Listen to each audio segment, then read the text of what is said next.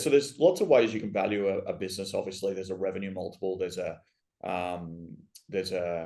cash flow basis, there's an EBITDA multiple. The way that we do it at Flippa, which is the most transparent way, is just to look at benchmarks and sort of find a happy medium between the benchmarks and seller expectations, and then let fair market value drive the price.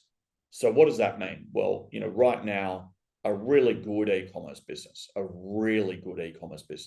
can still trade for 2 to 3 times revenue, which might end up being something like 5 to 6 times EBITDA, depending on the margins, of course. Now, what the really important thing then is to sort of understand those benchmarks, produce those benchmarks, get alignment on those benchmarks, and then frankly, ask the entrepreneur, how far away from that are their own expectations?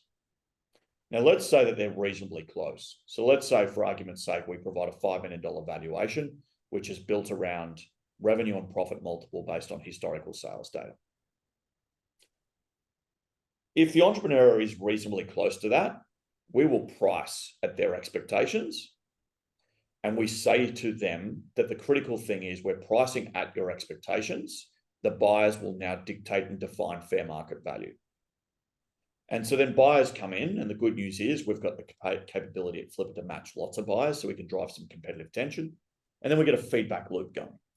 Yeah. And that feedback loop ultimately will define fair market value. And then it's about a finding a middle ground between buyer and seller.